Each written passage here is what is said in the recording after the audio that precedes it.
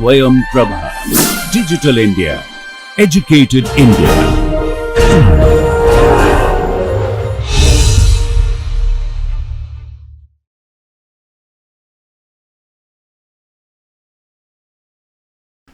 Welcome back. We start with the first lecture of the fourth module, which is on CPU scheduling.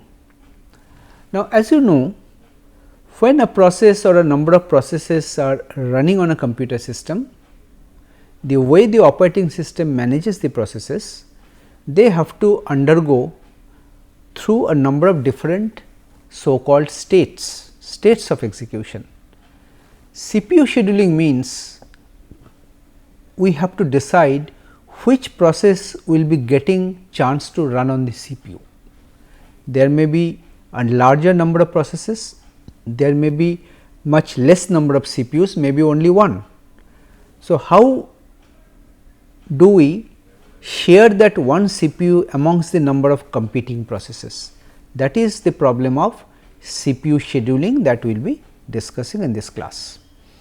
So, we start with some of the basic concepts of CPU scheduling, and then we shall see what are the different performance parameters and what are the different strategies that you can follow to meet some of the requirements or objectives for CPU scheduling.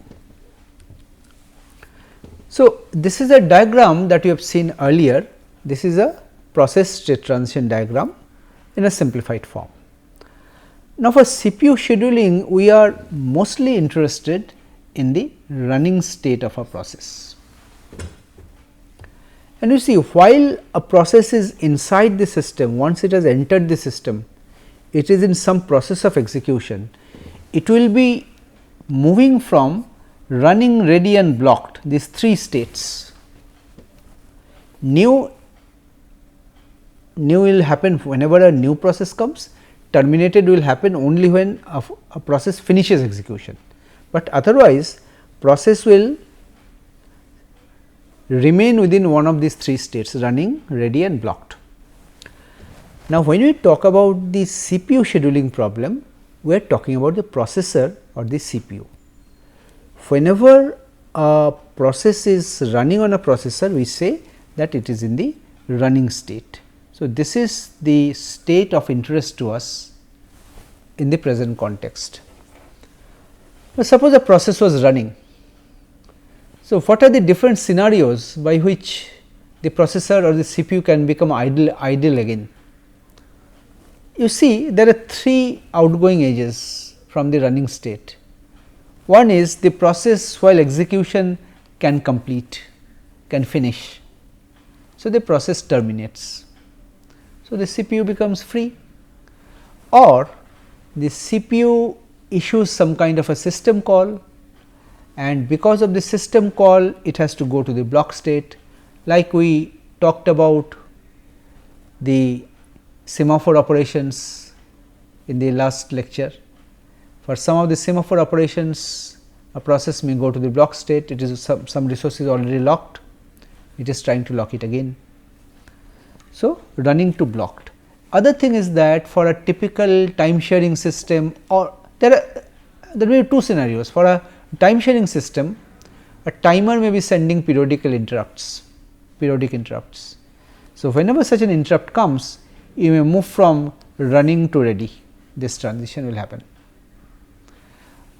Another thing may also happen, let us say a new process enters the system, new to ready, just to allow that new process to enter the system, the running process may be temporarily stopped.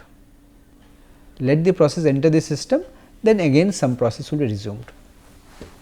So, the idea is that there will be scenarios when we will see that the processor remains idle, either by choice or because the process has forcibly released the CPU due to some reason, it has completed or it has made a system call, something. So, under that situation, operating system has to decide which process must be given the processor next, which process will go to the running state next. That is the essential idea behind CPU scheduling. Okay. So, the basic idea, as I said, is that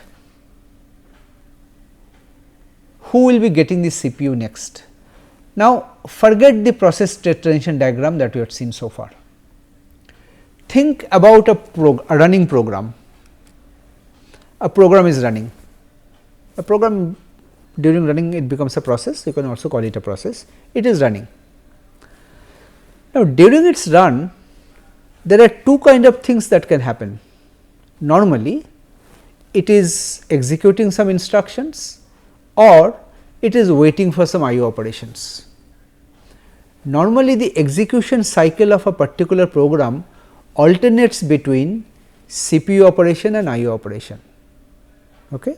It is either executing, it is doing some computation, or it is trying to read something or write something to or from an IO device, right. Now, the period or the time during which the instructions are executing, it is called a CPU burst. See, depending on the program, CPU burst may span for a few nanoseconds to seconds, minutes, hours also. There can be some programs which will be running for very long periods of time.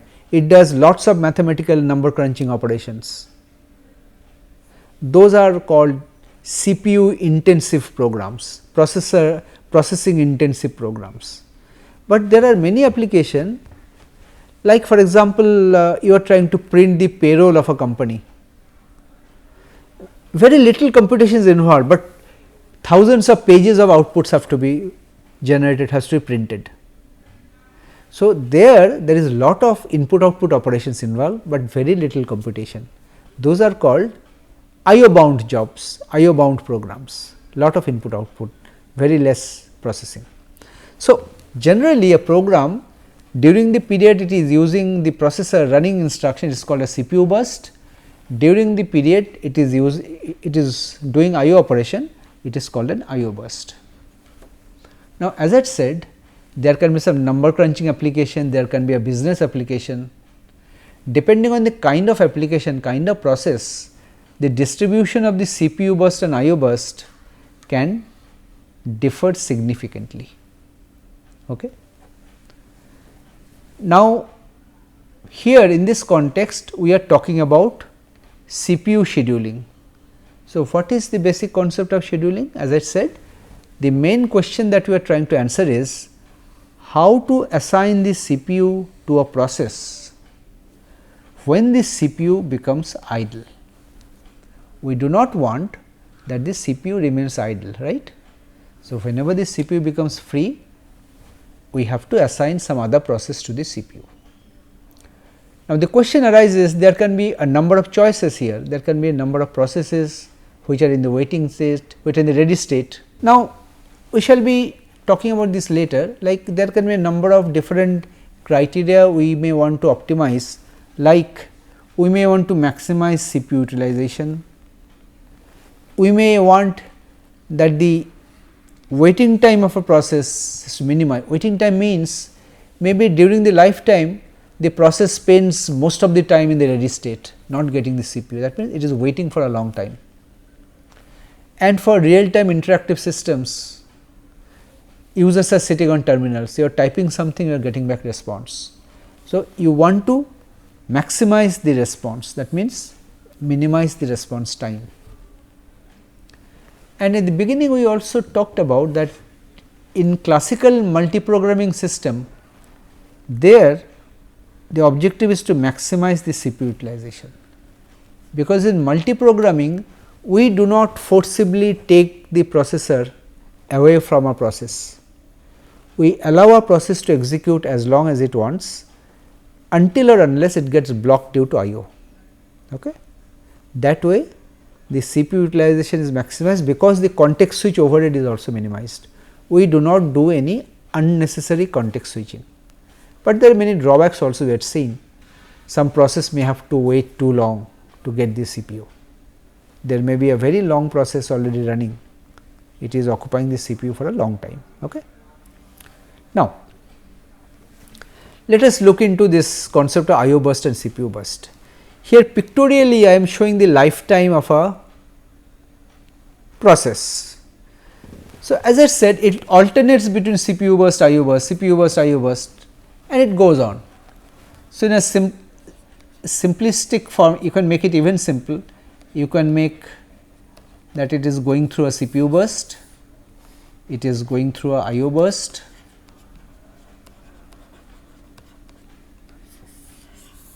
and it repeats, it alternates. But when it alternates, the reason I draw this diagram on the left is that the size of these subsequent CPU bursts need not be identical. Maybe for one time it is occupying the processor for 10 let us say 10 microseconds, second time it is occupying for 1 microsecond, third time it is occupying for 3 microseconds. Okay. Similarly, the IO bursts can also differ, they can also be different, this IO burst, IO burst, IO burst, they can also be different. So, we are talking about a distribution. Now, how do we define a distribution? Some variable which can have a number of different values. Distribution means some kind of a graph where along the x axis we are plotting the value and along the y axis we are plotting the frequency. For some values we may find that the frequency is very high, for some value we may find the frequency is low, some value it is even low, some value it may be like this. So, if you try to draw a trend graph, the trend may look like this, something like this is happening, maybe this is how the frequency distribution is changing with the actual value. Okay. So, this is what we are showing here. We are concentrating on the distribution of the CPU bursts. We are saying that the behavior of a process can be defined by the behavior or the distribution of the CPU bursts. What are the values of the subsequent CPU burst times?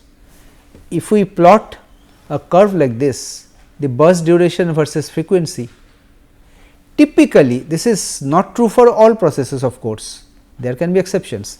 Typically on the average the distribution looks like this. What does this say? It says, let us make a threshold here. So, on the left these are short bursts, CPU burst sizes are short.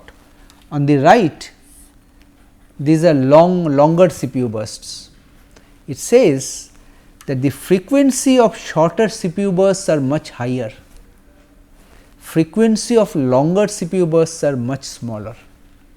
So, most of the time a process will be asking for the CPU for a short period of time. So, typical process distribution says that there will be large number of short CPU bursts and small number of large CPU bursts. So, what I am saying is that most of the processes will run for a short duration on the CPU before some other process gets back the CPU, because it might get blocked for an IO or some other reason. Okay. So, this behavior is important because of the simple reason we may say that I have come up with a CPU scheduling algorithm which is good, but it favors processes with long CPU bursts. The processes that are having short CPU bursts will have to wait much longer. But you may say that, well, most of the processes require short CPU bursts. If you say that short CPU bursts will have to wait longer, which means most of the processes will have to wait longer, which is not good, right? Just to favor one process, you are making all other processes wait. That is not good. Okay. Now, the role of the CPU scheduler I have mentioned, but here I am trying to specify it very clearly and formally. Now, you recall in the process transition diagram ready, running and blocked, all the processes which are in the ready state, in the ready queue, they indicate that everything is ready for them. Whenever the CPU is available, you can straight away put it on the CPU and it will start running. So, these processes are all ready to execute, but they are waiting because CPU is not available. Okay. So, the CPU scheduler, whenever some CPU gets free, see in a computer system there can be one CPU, there can be multiple CPUs. Right now, we are seeing this multi-core processors coming up. Multi-core processor means it can be a single chip, but inside that chip there can be 2, 4, 8 multiple cores or multiple CPUs that are there. So, whenever any one of these CPU becomes free, the CPU scheduler wakes up. The CPU scheduler will see that which are the processes which are ready to execute, means they are in the ready queue. It will pick up a suitable process from the ready queue. Suitable means we will see what this suitable means, on which criteria it can select a process, and it will allocate the CPU to it. Now, as I said, depending on the various scheduling criteria, which process will be getting the CPU next. Normally, in a queue, what we do? A queue means there is a rear and there is a front. It is like a first in, first out. The first element from the queue will be removed first.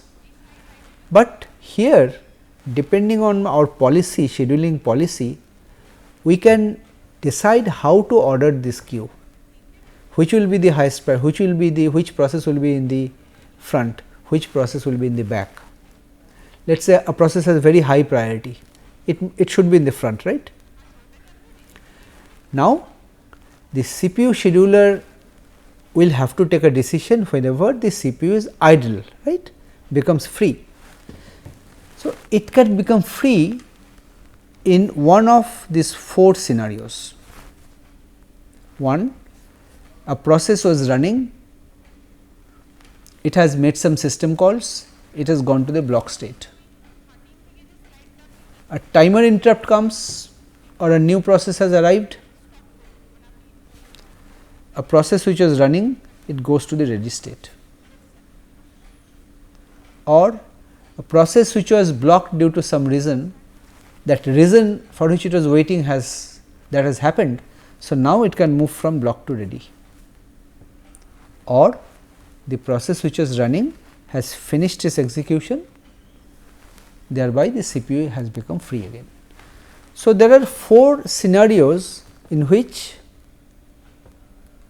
the CPU might get free. Now, you think about a process, suppose you are a process, you are running on the CPU. Okay. Under this scenario A, you have made a system call because of which you are blocked. So, you have nothing to say, you have asked for something. So, till that something happens you will have to wait, you cannot proceed. So, you will have to wait anyway, right. And secondly, when you are finished, you will have to go, no choice. So, the situation A and D, here the process has to leave the CPU, no other choice, but B and C means that is different. In the second and third case, a process was running, but you are forcibly stopping that process and giving the CPU to another process. If you had not stopped, maybe the process would have continued execution. There can be a timer interrupt because of which the process was stopped. There can be an IO completion interrupt, a process was blocked for IO has been completed and interrupt has come, because of that again the process might stop. So, you are forcibly stopping it. Okay. Fine. So, as I said, for the situations A and D, So, A is running to blocked, D is terminate. We are not taking CPU forcibly from the process, we are allowing the process to continue. Whenever it relinquishes or gives away the CPU, then you can give it to someone else. This kind of scheduling, where you are forcibly not taking away the CPU from a process, is called non-preemptive scheduling.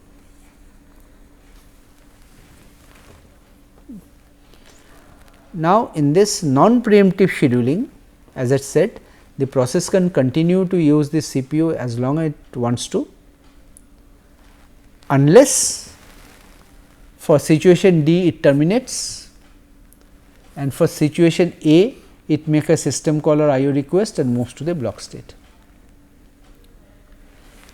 But for the other two cases, running to ready or block to ready, we are taking the CPU forcibly from a running process. The process was executing, we are forcibly stopping it, giving it to another process. Later on, we will again give the CPU back to this process. This is referred to as preemptive scheduling. And all this mutual exclusion problem, race condition, etc., these happen because you may be using preemptive scheduling. For non-preemptive scheduling, none of this would be a problem, right. And if you are having preemptive scheduling, you have a lot of flexibility as well. Suppose a very high priority process comes into the system. So, what you can do, you can stop all other low priority processes forcibly, you can give the CPU to the high priority process. So, this kind of flexibility will be there if you allow this. And the fact is that almost all modern day operating system, they use some form of preemptive scheduling. Okay. Now, race condition, as I said, I just now mentioned that race condition, mutual exclusion problem, this can happen only for preemptive scheduling. Let us try to justify this a little more clearly. How race condition can happen if we are using preemptive scheduling? Now, when we discussed race conditions, you recall, we are talking about cooperating processes. So, basically we are saying that there are processes P1 and P2, let us say two processes. They are running some code. There may be some segment of code, let us say this part,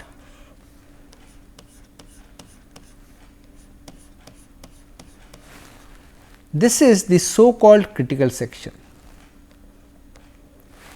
How you are defining critical section? I am repeating, critical section is that part of the code where you are possibly accessing some shared variable.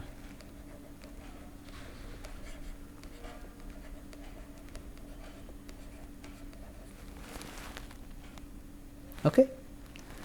Now, if you are using non-preemptive scheduling, then whenever P1 runs, it is running, it is entering the critical section, it is accessing the shared variable, coming out of the critical section, and maybe IO and other operation can happen after that. Inside the critical section, you never wait for IO. Okay. So, if this kind of scenario is there, then there is no race condition. A process can complete its critical section, wait for a IO outside it, and then another process will get chance to execute. But the problem comes because this P1 might be executing and it may be halfway inside the critical section, and somewhere here it might get preempted because an interrupt has come. So, it was halfway through the critical section, it has to stop and some other process has to resume, and that resume may result the other process to also enter the critical section. So, two processes can be in the critical section in the same time, and as we had seen earlier, this may lead to so called race conditions. Okay? Fine. Now, CPU scheduler, I said generally I have used the term CPU scheduler, is a part of the operating system which decides which process will be getting the CPU next. Now, the part of the CPU scheduler that actually gives a process to the CPU is referred to as the dispatcher. Dispatcher is again one module of the operating system. You see, I mentioned in the very beginning that whatever functions and modules are there in the operating system, none of them are running continuously. They are all waiting for some interrupt or event to come when they can wake up and start executing. So, operating system is essentially event driven or interrupt driven. They are not running normally. Whenever the user program makes a system call, then only operating system wakes up. When it makes an IO request, then only operating system wakes up. Okay? So, that part of the operating system which actually gives the processor to a ready process is called the dispatcher. So, if you try to figure out concretely what are the different roles of a dispatcher, you can say that the first important role is to perform context switching, because in general some process Pi was running on the processor on the CPU and you want to switch to some other process, let us say Pj, right. So, this context switch means you will have to save the status of Pi in the corresponding process control block PCB, restore the PCB corresponding to Pj, then only you can start Pj. So, there has to be a context switching that will happen, and whenever the control goes to the operating system, you see due to some interrupt or IO request whatever, there is a system call, and you recall whenever there is a system call, the processor mode switches from user mode to kernel mode, which means whenever the operating system routines are running, modules are running, they are running in the kernel mode. Now, whenever the function of the operating system which you had asked for has finished its job, it has to return back to the user program. So, before returning back, it will have to switch the processor back from kernel to user mode, and after restoring the status of this new process, let us say Pj, there will be one thing saved in PCB which was the last value of the program counter. That value will be loaded into the PC and the program will start executing from that part.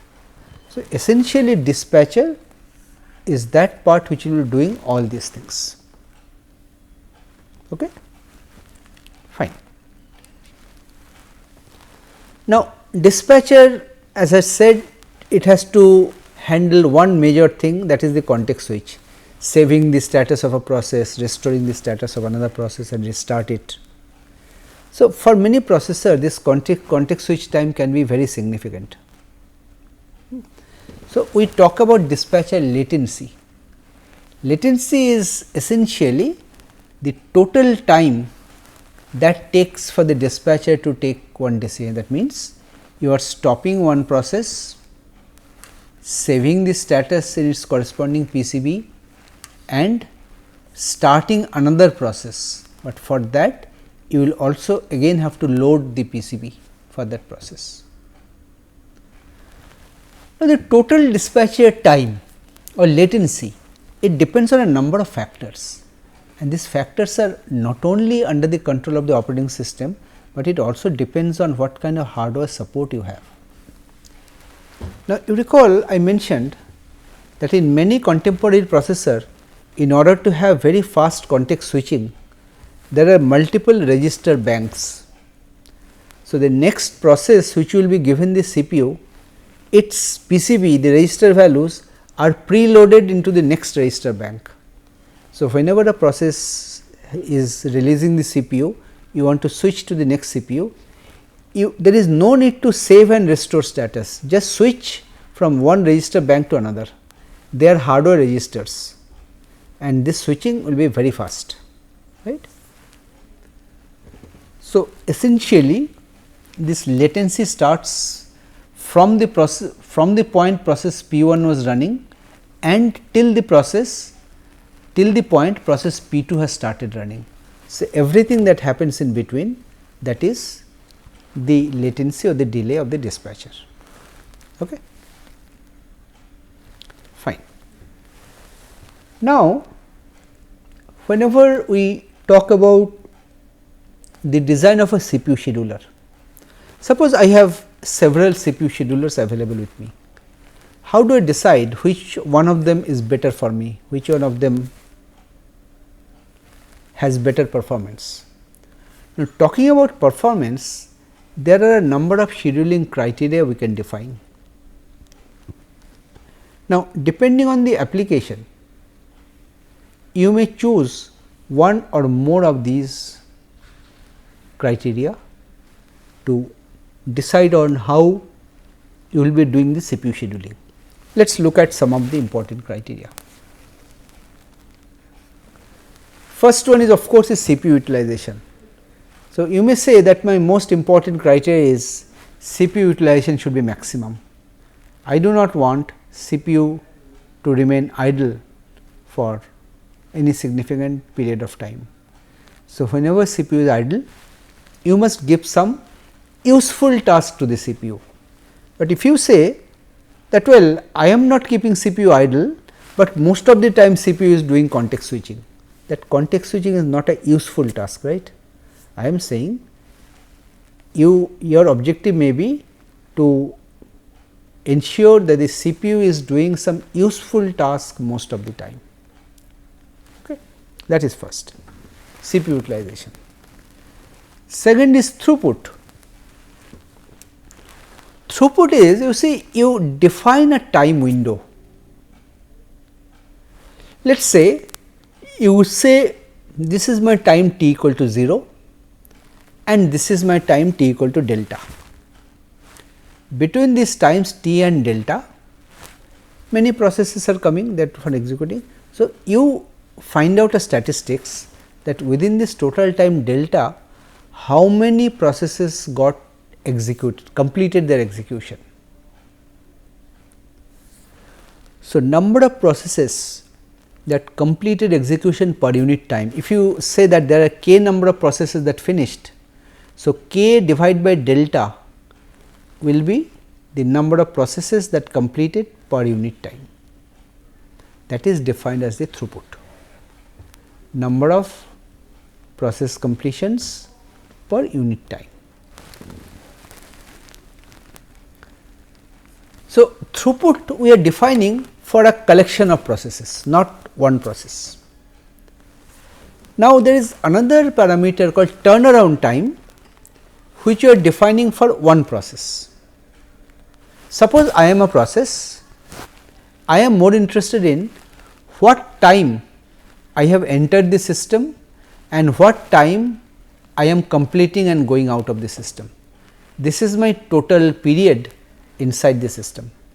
I am interested in that, or as a user you may also be interested in that.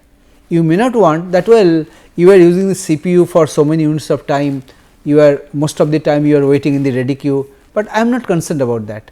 I am concerned about the total time it took me to run my program. That is the turnaround time.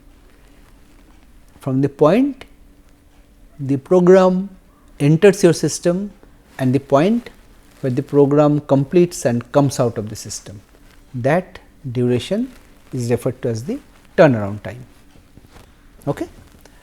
Now, if you make a analysis of the turnaround time, well, you may say that well, the process was in the system, let us say for 10 seconds. total. Now you may find after analysis that within that 10 seconds, maybe half a second it was using the CPU, 9.5 seconds it was actually waiting, it was in the ready state. So, the amount of time it will be running on the CPU, that in any case will be the same for a process. If the process has 100 instructions, it will have to execute 100 instructions. For that the time on the CPU will be the same. So, if you take out that CPU time and only consider the waiting time, that can be a similar parameter. So, waiting time means the amount of time the process is actually waiting in the ready queue. So, if your scheduling algorithm is good, a process should not be waiting for too long. Okay.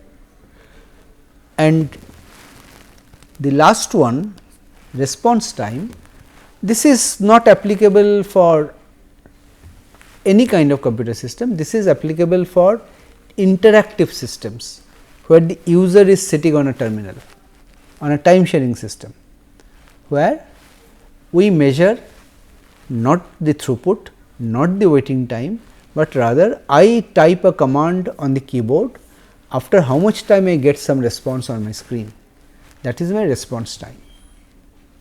So, I am more interested in a quick and short response from the system.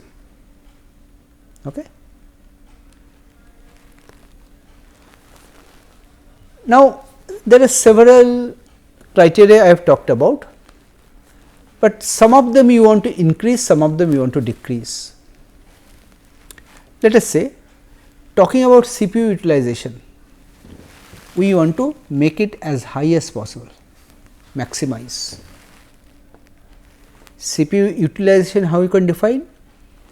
The total time some process was running on the CPU divided by the total period of time.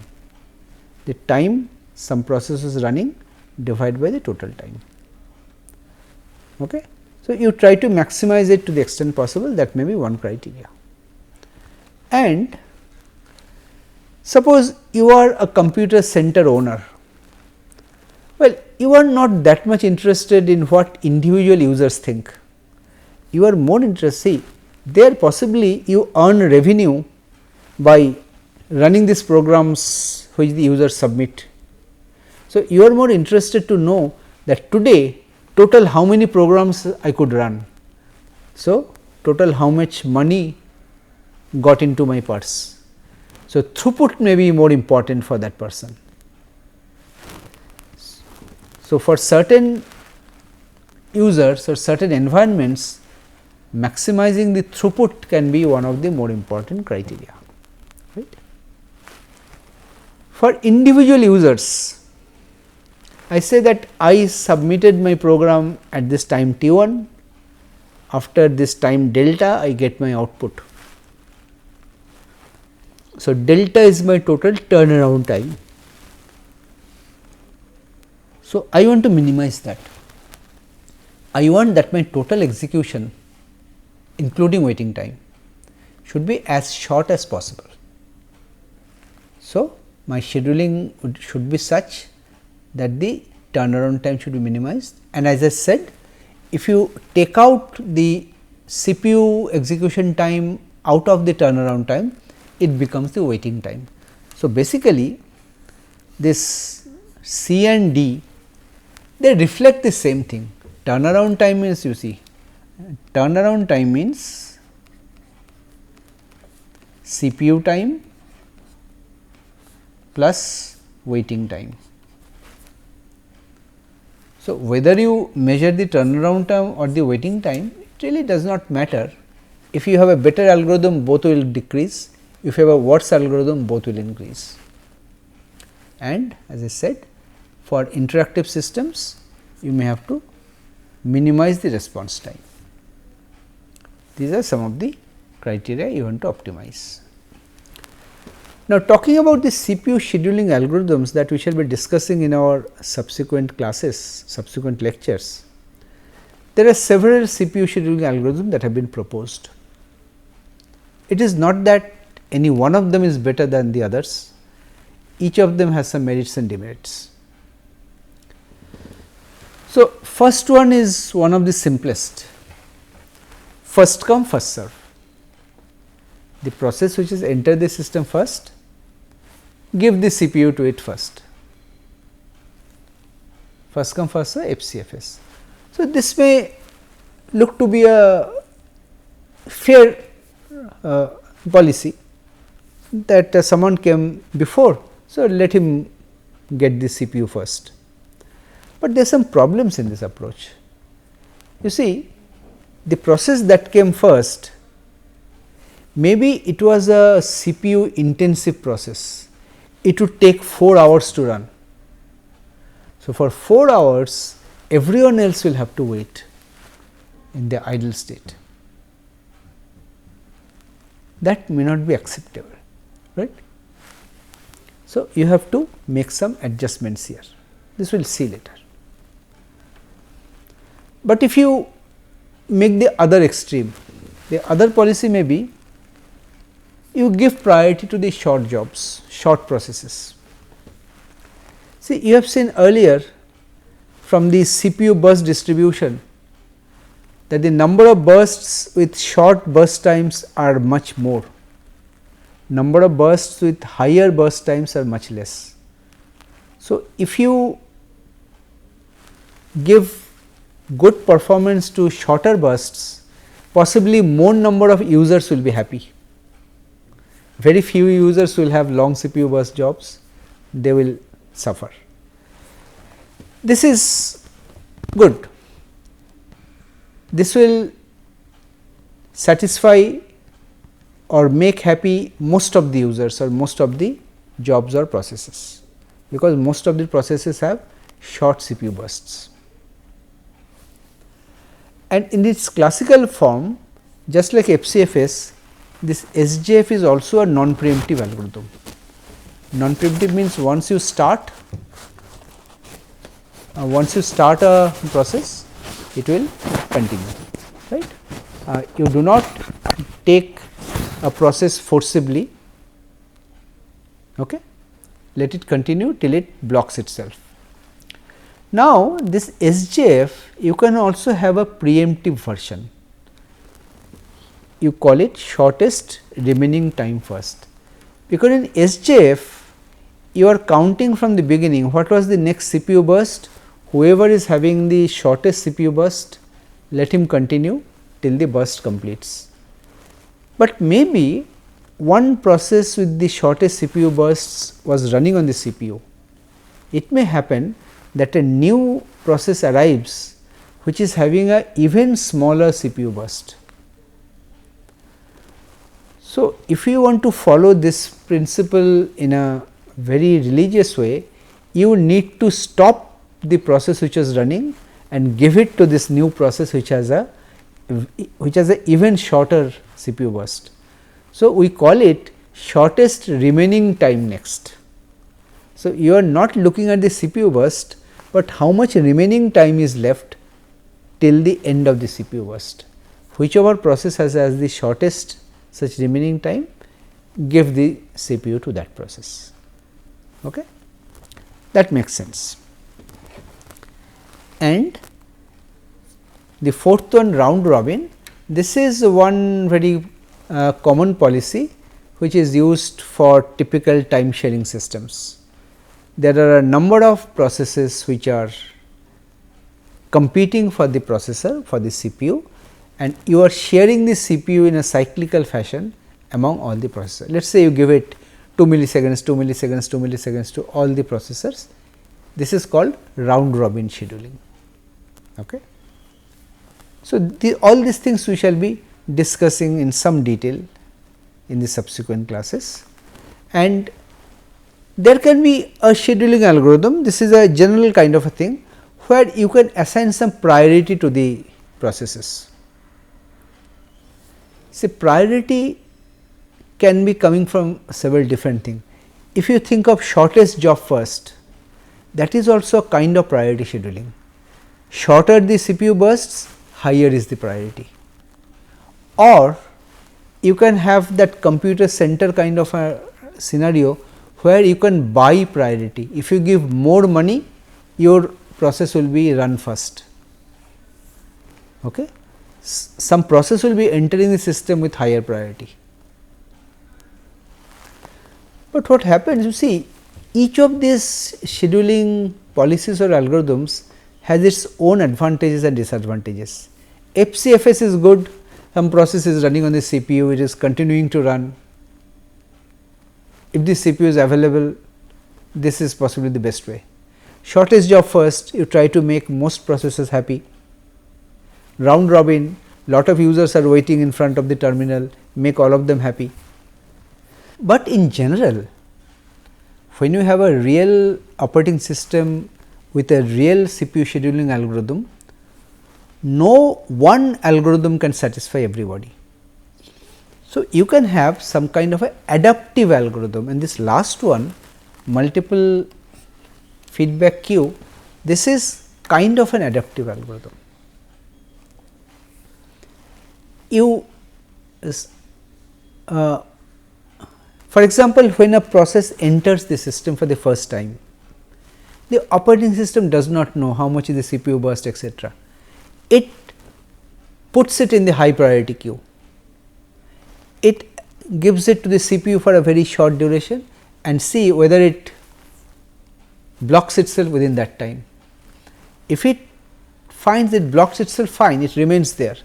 But if it sees that it needs more CPU time, it is not blocking, so it will forcibly stop it and move it to a lower priority queue. Lower priority queue will be having a higher time slice, but the priority of the queue will be less. It may have to wait longer. So, dynamically a process can move between a number of queues, each may be having different priority levels. So, all these things we shall be discussing one by one slowly in the subsequent lectures. So, with this we come to the end of this current lecture. If I want to summarize, here we introduced you to the basic problems of CPU scheduling, what are the criteria we want to minimize, what are the scheduling parameters, and one thing I explained, but did not possibly mention explicitly, that many of these scheduling criteria are mutually conflicting, like maximizing CPU utilization, okay, maximizing throughput. Both the things cannot be done together at the same time. If you want to optimize one, maybe you are sacrificing the other. So, you will have to make a good balance. So, we shall be looking at various such scheduling algorithms from our next lecture.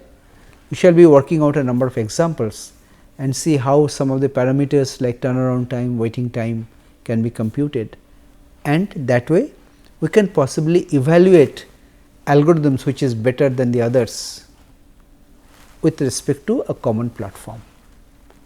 Thank you.